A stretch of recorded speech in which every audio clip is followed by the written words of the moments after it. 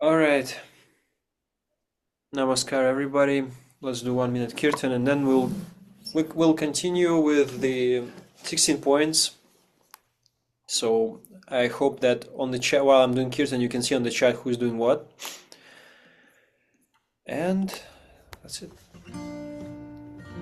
Babanam kevalam babanam babanam kevalam babanam kevalam babanam kevalam babanam kevalam babanam kevalam babanam kevalam babanam kevalam babanam kevalam babanam kevalam babanam kevalam babanam kevalam.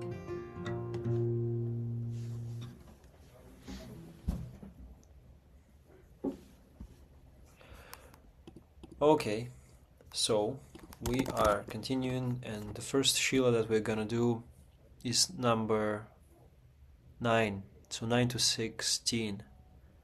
And I think Madhuvidyā and Maksim are doing number 9 to 12. So take it away, guys. Yep. I'm going up first. So,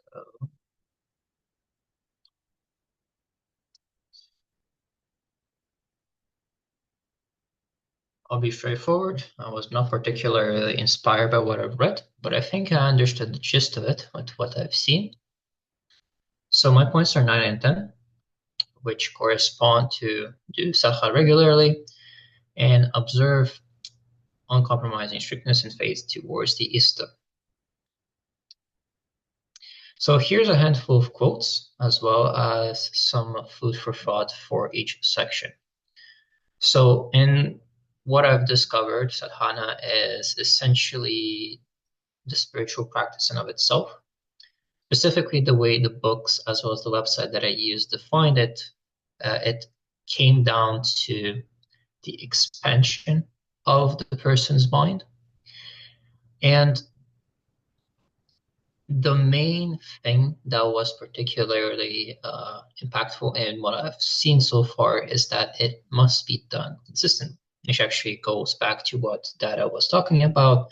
He was talking about the fact that spiritual practice must be regular, otherwise we will simply not feel or see much improvement. And this point actually goes back to that pursuit. The more interesting part of specifically sadhana and why you should be doing it regularly simply goes back to the idea that the books were simply talking about the encompassing aspects of the human nature and how we always want to expand ourselves. That is just what we are, what we do. And by using sadhana, we can do so by more focusing inward and creating visible and evident progress that we can then use to pursue more of this. And this is what is greatly encouraged, and in the case of the points, mostly a rule for type of the lives that these people want to live. Now, Ista is something that I didn't understand at first, but from the very, let's say, various uses of the word and the actual full-on definition, which is here, in here as well. It is a combination of many things, but the one that is relevant here is specifically the combination of the word being both the inner world and the most precious thing a person has, or what they value most in the world, and the inner God, basically melded into a single entity. When you discover the word in this light, the rule makes a lot more sense. And that if you want to practice to be spiritually active, it makes sense that you really do need to believe in that part of you and the world. Otherwise, everything remains to be pointless. And the biggest part of it all is that it is a deeper concept than something, for instance, that I'm more familiar with, which is the Christian God. The Christian God is obviously very similar to a lot of what we discuss here. He's supposed to be omniscient, omnipresent, and like somewhere deep inside of you, it's kind of a warm light. But this goes a step further, where that same idea is also combined with your most cherished and most important feelings, and even to an extent material things too, but those are painted in a different light. So essentially, this rule boils down to being faithful. Be faithful to what you do, be faithful in what you believe in, and of course, being faithful for how you practice. Otherwise, again, none of this will make sense to you, and all of it will be pointless. And these are the sources that I've used. There's not that much, frankly speaking. I think this is sufficient to discuss these points from 9 to 10. Madhuvidyā can take it from here.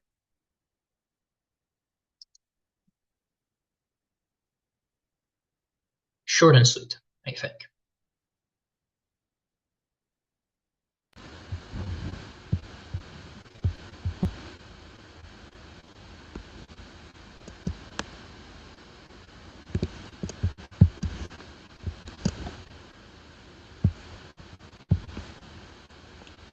Okay, so the point 11 is observe uncompromising strictness in faith regarding the sanctity of the adarsha or ideology. So what is adarsha? Adarsha is that which is the very goal towards which all entities are moving.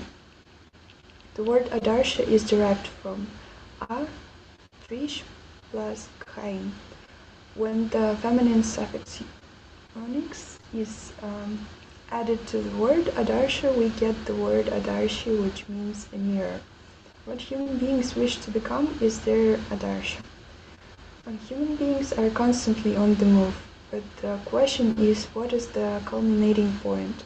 The point they reach at the end of their movement. Take the case of a small child. It is always weak and powerless. If it wants to be strong, it has to undergo regular physical exercises. If the child grows strong and powerful through physical exercises, that is adarsha.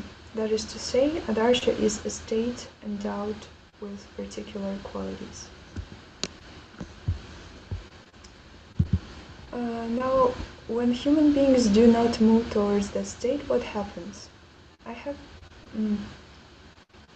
He just said that movement is the law of the universe. It is a providential decree that movement is a must for all. Karaveti, proceed on.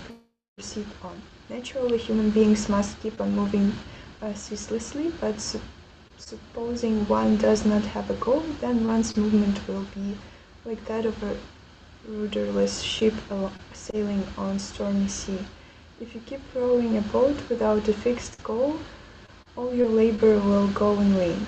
Your time will be wasted, and you will also run the risk of being caught in a whirlpool.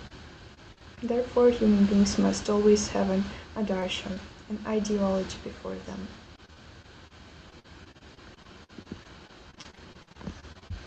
And what is ideology? The word ideology is termed as adarsha in Sanskrit. It means to follow an idea in the things that one has to do in his life.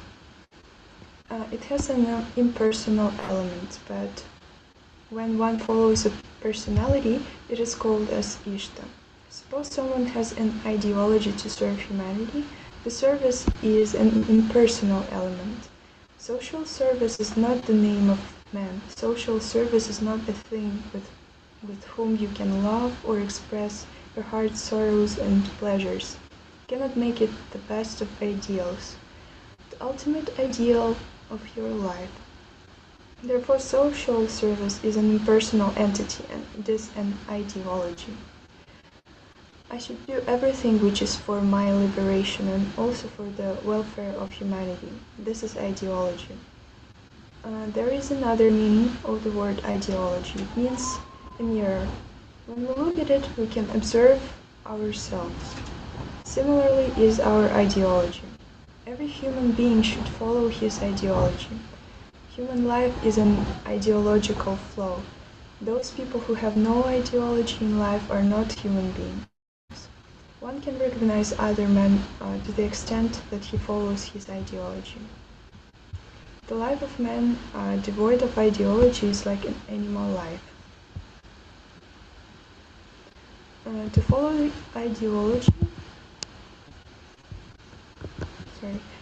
the ideology, we need effort and courage. This was from the source, Ideology, Goal, and Devotion. And there are different perspectives that I found on ideology. For example, biological. Ideologies help humans adapt socially and survive by fostering cooperation. Evolutionarily, they provide shared frameworks that guide behavior, create trust, and solve collective problems. Neurobiologically, ideologies activate brain paths associated with identity and reward, reinforcing beliefs. Hygienically, they influence health through practices like dietary rules and mental well-being, impacting social support and stress. Cultural or social or religious ideologies define cultural identities, norms, and values, influencing behavior and social structures. In religion, ideologies shape beliefs about existence, morality, and the afterlife. Different religious ideologies provide distinct answers to human suffering and purpose, creating diverse worldviews and practices. In education, ideologies shape curriculums, socialization, and access to knowledge. They dictate what is taught, how, and to whom, influencing everything from history to ethics.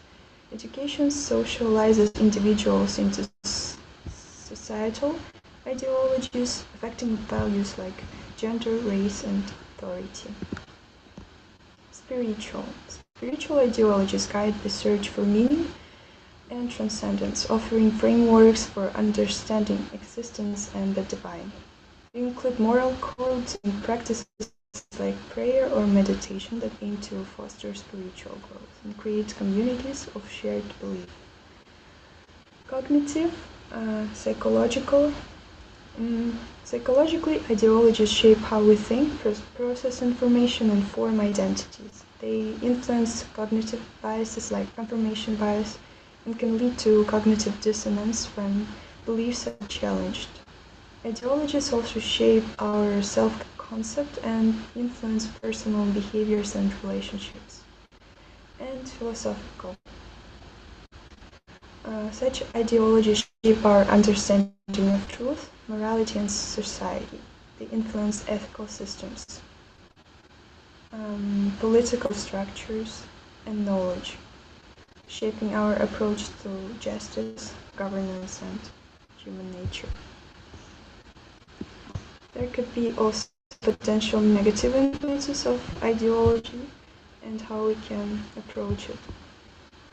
It can create polarization, divisions and conflicts, and we can approach it by promoting dialogue and common ground. It can influence dogmatism that leads to rigid, closed-minded thinking. We can approach it by encouraging critical thinking and exposure to diverse ideas. It can influence exclusion, justifies discrimination and inequality. We can approach it by advocating for inclusivity and challenge prejudice. Extremism. It can fuel violence and radical behavior. Approach would be promote non-violence and deradicalization. Stagnation. It could stifle creativity and innovation. Approach would be support flexibility and alternative solutions. Mental health issues causes identity crisis and stress. Approach to encourage self-reflection and offer psychological support.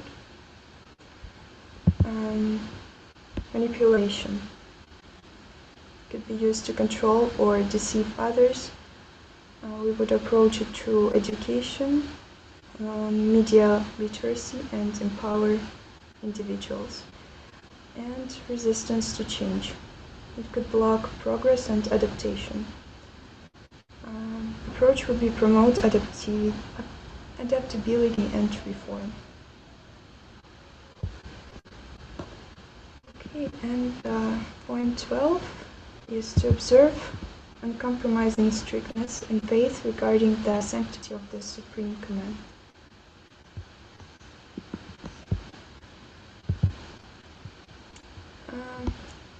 I struggled to find the information in the book of Sri Sri Anandamurti, but ChatGPT helped me, and he knows a lot.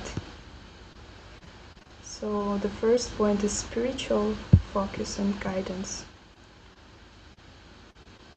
It means what supreme command was given for what purpose. The supreme command serves as a directive from a higher source, representing the divine will to orient and guide the lives of followers. And by following this command, practitioners are reminded to align their actions with the highest spiritual values and cosmic principles. It keeps them spiritually connected to the Supreme Consciousness, Brahma, and directs their spiritual practices, ensuring they stay on the path of self-realization and universal welfare for unity and collective purpose. In Ananda Marga, the Supreme Command helps to unify followers under a common cause. It is a binding force that transcends individual differences and personal interpretations, providing clear collective purpose for all adherents. If it strengthens the global vision of Ananda Marga, which includes both spiritual liberation and social service. Social reform and action. Sri Sri Anandamurti was deeply committed to social reform, and the Supreme Command emphasizes selfless service, seva to humanity. The command encourages followers to contribute to the betterment of society, aligning their spiritual practices with efforts to eradicate social injustices, inequality, and suffering. The idea is that spirituality should not be isolated but should engage actively with the world, fostering a harmonious, compassionate society. It gives clear direction amidst challenges. At a time when there were numerous philosophical and ideological movements, Sri Sri Anandamurti introduced the Supreme Command to provide clarity and guidance amidst confusion or uncertainty. The command served as a unifying principle, helping followers navigate the complexities of life and remain focused on their spiritual and social objectives. Empowerment through divine will. Anandamurti emphasized that the Supreme Command is not just a directive, but an empowerment for the practitioner. It conveys that by following the divine will, individuals tap into the cosmic flow of energy, gaining strength and inspiration. The command is intended to instill confidence, purpose, and determination, both in personal spiritual growth and in collective efforts to bring about positive change in the world. And the last one is moral and ethical framework. The Supreme Command outlines the moral and ethical responsibilities of individuals, helping them act in alignment with the principles of truth, love, justice, and compassion. It ensures that followers understand the right course of action in both their spiritual and material lives, encouraging them to develop both personal discipline and a sense of responsibility toward others. Okay, that's it for me. And maybe we can comment on the 4 points because we didn't have chance to comment on the first two.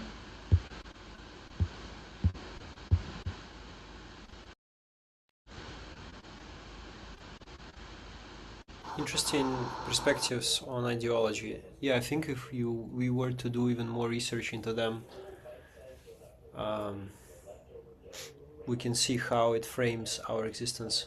I think whether we want it or not, like interestingly, you researched a bit on cognitive psychology. It's interesting because our thoughts, I mean, language are determined by language, and language is determined by culture. It's like an evolutionary thing. Like we can look at different perspectives on this, but basically, consciously or unconsciously, every person has an ideology. If by ideology we can basically assume like a worldview or some dominating theory or perspective. So yeah, you will have to control yourself. You have to apply your knowledge of developmental psychology and practice self-restraint, Max. I just finished cognition and an entire paper on it. Yeah, I've also purchased a big huge book on cognitive psychology, but I have not started. It's really big. But we can continue in the chat.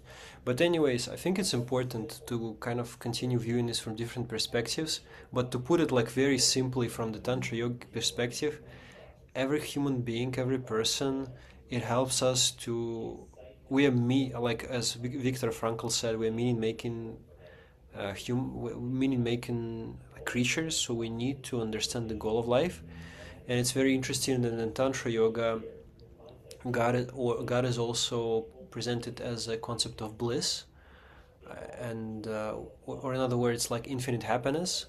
And I think it's a very interesting language that Sri Shanandamurti uses, and because it also really continues this discourse by Buddhism, and the points that I'm going to talk about, I'll briefly describe that. So very interesting. Thanks for this discussion.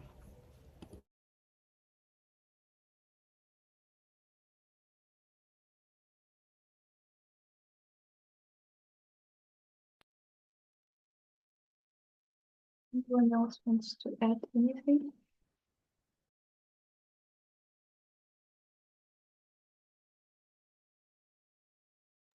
I was actually just curious. I had a question for Max. Prior to you presenting, you said there was a section you weren't, I can't remember how you phrased it, that you weren't too interested in, or Oh, I was just not particularly inspired by the subjects. That's okay. what I mentioned. Which part exactly? Both the parts that I have talked about felt so self-evident to me once I understood the actual words that they felt that there was very little to discuss outside of them because the nature of like the all-encompassing goodness or like the God and like faithfulness is like very natural as a concept to me to the point where there's very little room. But that's more of a problem with my own brain because it's something that has been drilled so deep into me that I'm not very flexible in interpreting from different angles, which is more of a weakness than a strength in the situation. Similarly to the first topic, which is ritual inconsistency. I mentioned that it's something that the data was telling you essentially, or that you mentioned that it was very helpful for you to listen to it. So it's same to me. I believe that I am in a similar stage where I have to apply my knowledge now and actually make something out of it. And I am not past that point yet. So I'm beginning and I am in the process. So I do not have the necessary perspective to speak on it from an angle that is new or unconventional.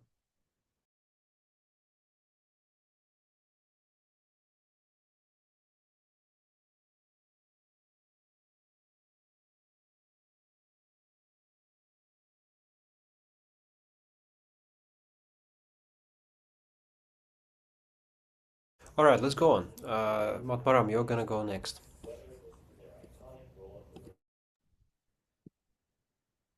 All right.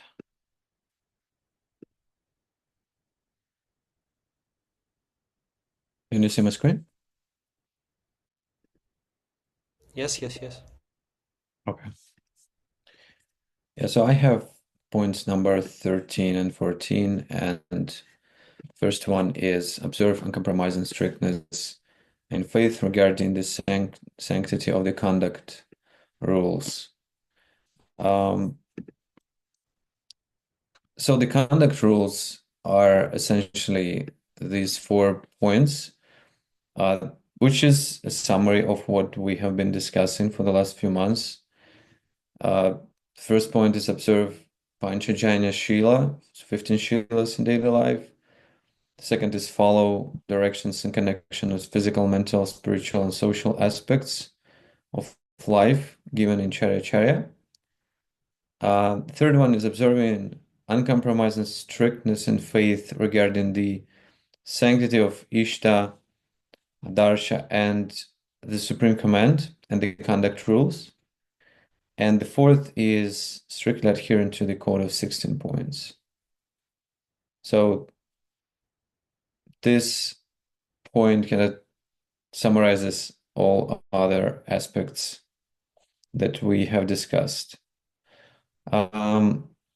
So I think that this point essentially, so these are just moral guidelines that that can serve as guardrails to maintain personal integrity and ensuring that your spiritual practice aligns with the ethical principles.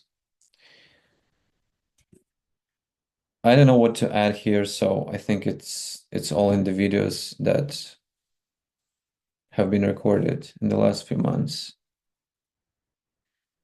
The 14th point is always remember the content of your oath. I personally, I didn't really remember my oath, but when I spoke with Dada Srila Padrananda, he suggested to repeat the oath every morning just to keep your focus on what's important. And my understanding is that the oaths are different for instance, for Acharya and for those who got their first lesson. But the essence of the oath is very consistent. So essentially it's an affirmation of dedication to the spiritual practice, to the moral conduct, and service to humanity. So those 3 things can be found in all the oaths. And this periodic reaffirmation of the oaths, for instance, repeating them every single day, can help keeping them alive in your mind and can help you to get guidance throughout the day.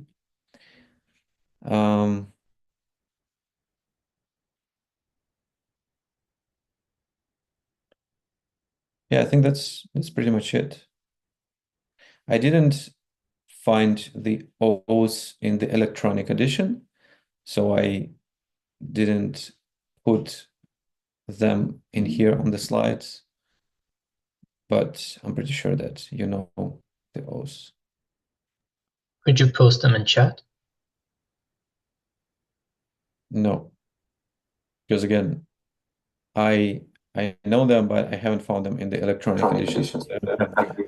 Well, the reason is because they're not supposed to be shared with anybody who is not initiated. They're not to be pronounced. They are to be kept secret. Oh, okay. Well, that changes things. Okay, I get it. Well, they are personal for the reason that, well, there's a kind of cultural tradition in Tantra that this teaching is passed from a student to a teacher for a simple reason that if a person hears some information, which largely in Tantra is true, like most of this stuff is not even uttered in the presence of a person who is not considered not really honest, sincere, in the sense that they have the intention of really grasping and understanding. So that's why it's only I mean, I think as far as I understand, that's how historically it was. Like the teacher would only share it in direct speech with the interested student who basically sought out to understand, to grasp, the spiritual knowledge, to really understand the importance of these practices and, to implement them. So that's, I guess, the cultural understanding of it. So in another market culture, some things like personal lessons, like oaths, are only repeated by the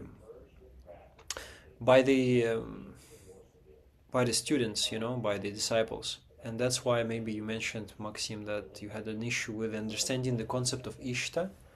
So Ishta is a term from Sanskrit that means one's nearest and dearest. So it's similar to the concept of Baba, which is like very personal. So it's like, if you love somebody, you have like, your own nicknames which you call each other that would not make sense to anybody outside, some, or even like language that only you and your beloved know or speak, like the references. That's because you're very, very close, closer to anybody else. You're very close between each other. And the same idea, and so you have your own kind of, your own words and stuff. So the same thing, I think, is applicable in a relationship between the personal God, which Ishta is. So it's not an impersonal, omnipotent, omnipresent entity, but it's a very personal entity, which is a concept that is quite unique in the culture of Hinduism as well. But Tantra and yoga are not Hinduism per se. They are like, the causes that influenced the rise of Hinduism. But the culture is important, right? This is the context. Okay, so that's how I understand it. What else? I'll just continue because we have not so much time left. So I didn't have time to really... I didn't allocate time to this. So I'm just gonna go with the basics here. So the point 15 and 16. So the 15th point is regular participation in the weekly Dharma chakra at the local Jagriti should be considered mandatory. So Dharma chakra means basically Dharma is that which is the foundation or essence, or has a similarity to the word essence of things. So in from different perspectives, it can mean different things, but Dharma is also synonymous with spirituality, with the essence of life, and with the spiritual development. So chakra means a circle, and Dharma chakra means a spiritual circle, or the circle of development.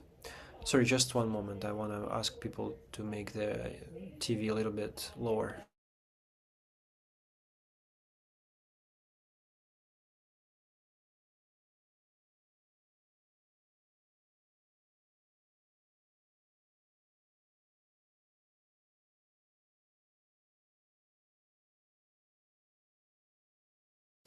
All right, so Dharma chakra in another culture means specifically of people coming together and practicing. So something that we do right now is technically Dharma chakra. But Dharma chakra, has a certain structure. So we do spiritual songs, we do kirtan, we do mantra recitations, we do Sangachadvam, and then we do the Ishvara Pranidhana, the first lesson. And so it's a prescribed process by Sri Nandamurti. So also, let's just go a little bit to the back. Like historically, the word Dharma chakra or Dharma was, ascribed, or right now if you speak about it, it's mostly ascribed in Buddhism, which is like roughly 500 years BCE of creation, so it's quite a recent religion and spiritual tradition, as opposed to, for example, Tantra. That is, by different scholars, Sri Nandamurti says that it's a very, very, very old tradition. Some scholars also say that it can be like 1500 BCE. Some say it's 500 BCE. So, opinions are different, but spiritual teachers say that it's very ancient, in its rudimentary forms at least. So Dharma chakra in Buddhism is basically a symbol that represents Dharma or spirituality, and this is a path to enlightenment, the concept of enlightenment in Buddhism. So, and it's achieved through those 8 things. So Dharma in Buddhism, and I'm not an expert, of course, on this at all, but there are two very important concepts in Buddhism. And one is this circle that consists of 8 things, so it's eightfold path.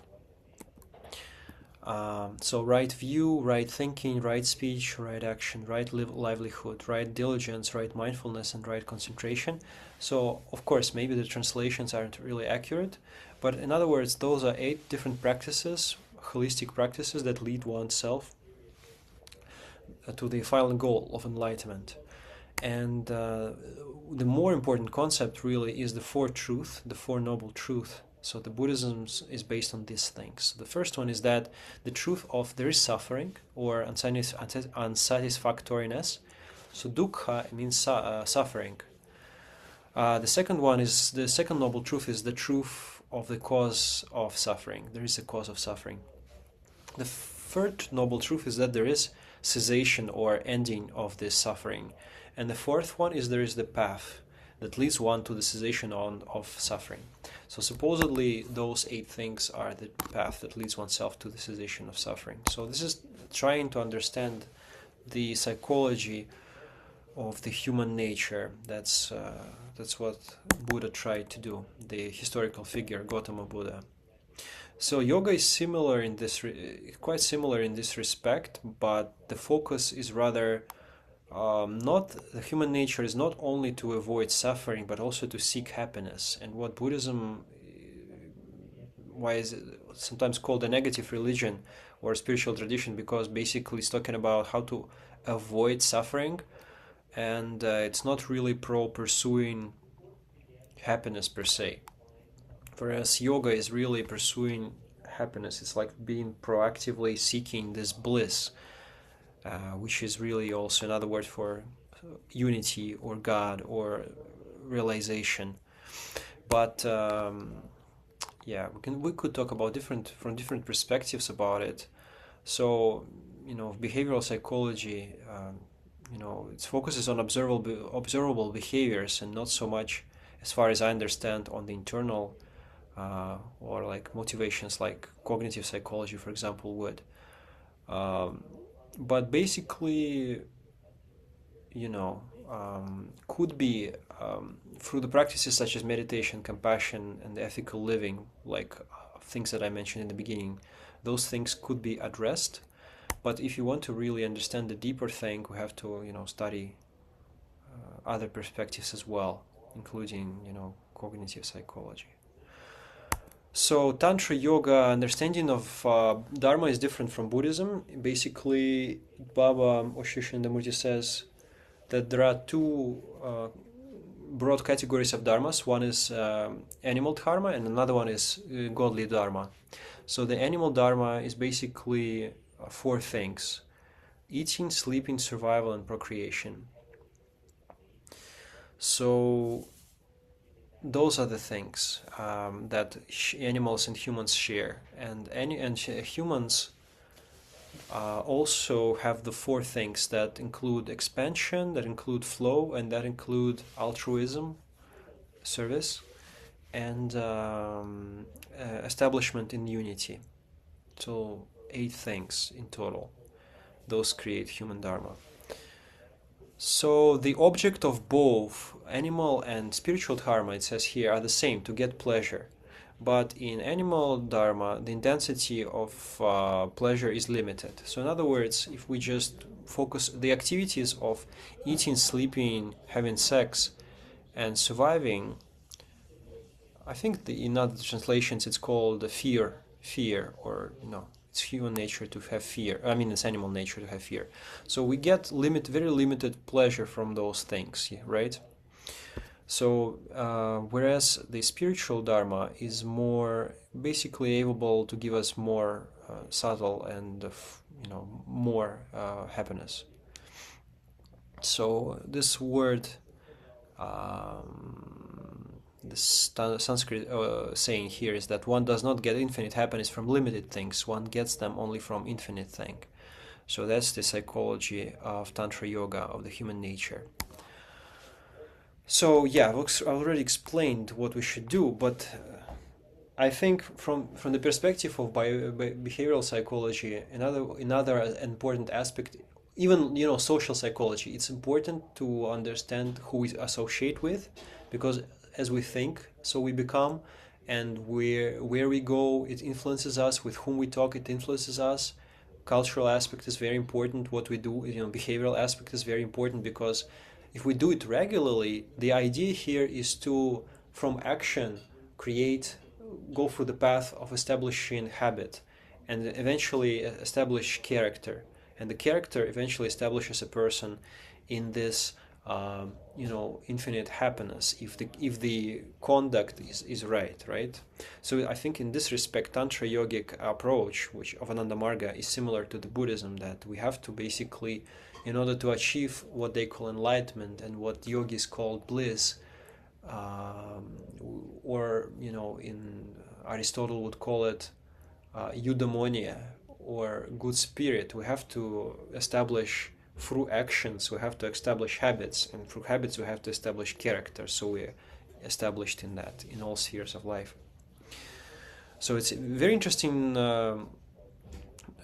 thoughts here by Shushanandamurti that I don't need to read them, but you can observe that we have to do it regularly, so we establish this practice of doing meditation, because it's not just an individual thing, it's a social thing.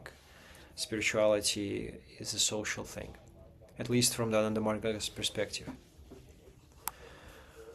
The last one is CSDK. It's Conduct Rule, Seminar, Duty, and Kirtan. So a person who wants to seriously take their spiritual practice and wants to advance quickly or faster, should be established in conduct rules, which is basically Yama Niyama, 15 points, 16 Shilas. Seminar is attending different lectures, workshops, retreats, be in the company of good people, read books, it includes Svadhyaya. Duty means that we have to do something. It adheres to the principle of service. We have to be do something in our individual life and social life as well. And also duty may refer to duty within the organization. Of course, Ananda Marga is a universal organization, so technically everybody is a Margi. I've heard like one Acharya, Vandada said, even the person who do not formally follow it, we have unconscious desire to be infinitely happy and satisfied, so everybody like is a born Margi, just unconscious, closeted, you could say. So we have to have some duty. We have to do some pro-social actions. We have to do some altruistic, selfless actions to our capacity. And that will, basically we are social human beings, so we must remember that we have to do something for the greater good. And Kirtan is that aspect that develops devotion, which is bhakti, which is, personal experience of God and happiness. So all of those things are very much important. So conduct rules adhere to, ethical rules, to society. So do seminar and duty. They're like related to social aspects of it. And Kirtan is related more to devotional, personal aspect of it. And this is pretty much it. These are the 16 points. So do you have any questions, comments? We have like 4 minutes left. I think the last time we should continue planning. Sorry, what? We were planning last time. What I was applying last time? No. We were planning our next move. Oh, right. Yes, we should plan the next move. Yeah, let me pull up.